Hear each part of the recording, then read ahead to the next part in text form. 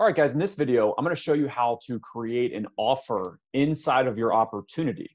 So this is the precursor. This must be done before you can submit your commission request, which is the replacement for the green sheet. So in this video, we're going to put in an offer, and I'm going to show you how we can accept that offer. So we're still inside the same opportunity details page here. I just wanted to point out in this video, because in the last video, we had actually submitted all of our compliance in, and this is obviously the goal, is to get your approved listed and your approved under contract folders, and now you know that you're good to go in order to get paid. So the next step is, and this actually doesn't really necessarily need to be the next step, you could have actually done this before submitting to compliance. So I'm going to click on offers, and you'll see here it says offer timeline. There's no offers for this deal. So I can go in here and I can say add new offer. It says please name your offer. So I will say maybe a ratified offer. And in the opportunities playlist, I'm going to show you in this offer section how you can actually add multiple offers. And what it allows you to do is to actually create a seller net sheet off of the information we're getting ready to put in. That's not a requirement. Some agents are taking a little bit of the easier route and saying, hey, whenever I ratify an offer, I'm just going to go ahead and put that one only in. So I'll say ratified offer. I can go ahead and hit complete offer. And you can see here in the offer section, there's 4 different sections we need to fill out. So right now we're on offer details. Remember, guys, this is a little bit where the work comes in, and it will take us about 2 minutes to actually complete this. The benefit is when you get over to the commissions tab, you will notice that the commissions tab is already completely filled out. And we can make edits there, but this is really where we need to insert this information. So ratified offer, the first question here is what is the offer date? So in this case, I can say the offer date was on the 1st, and our close date is going to be on the 31st of July. That's all for step number 1. Go ahead and move forward. We're going to go to parties there. So inside of parties, you're going to see it says buyer. And just like in the green sheet, they're asking for the buyer's name. So in this case, let's go ahead and say this is going to be, let's say Jim Sonhalter is the name of our buyer. That is the only thing that's required. You do have some additional fields here to make sure all of your information's in the same spot.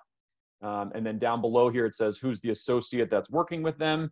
And in this case, let's go ahead and put in Kay Bellhouse as the associate who is representing Mr. Sonhalter. Okay, so those 2 fields are the only ones required. And again, I can come down here to terms, and I can go to the next screen. Now I'm on step number 3. So you can see how this section here is actually filling in. So the terms of the deal. Let's say our deal is a $20,000 down payment. Maybe they're paying in cash, and they are financing $480,000. Bringing our sales price to a total of $500,000. The earnest money amount, so let's say we want to come in here and say it's going to be 1%. It'll go ahead and auto-calculate that and put in the earnest money amount. The option fee here, termination option here, and seller costs down below here are all optional. You do not need to fill these in. And sometimes these aren't even applicable in our market. Remember that command is for national. But if you do have, seller will contribute closing costs, something along those lines, you go ahead and add that in there as well. I'm going to go to the final step here, which is the agent analysis. And this is where really when you're doing the net sheet, so go check out the opportunities playlist, and we'll go over this at a higher level. We're going to kind of just stick to getting paid in the compliance procedure here. This is where you can say, this is a great offer.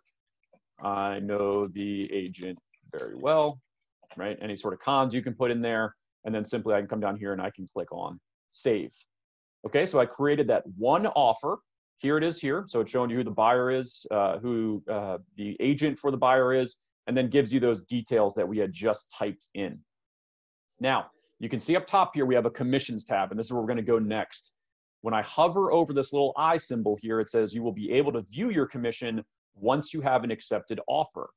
So again, that's why this is the precursor here. So if you type this in after ratification, you said this is the offer we're going to accept, we're simply going to come over here and click the accept button. Now we can also edit that offer if we're going back and forth. If you create this before ratification, just want you to know that you can edit that offer there, and you can actually add different versions of it almost as negotiations continue. So in this case, I'm going to go ahead and click accept.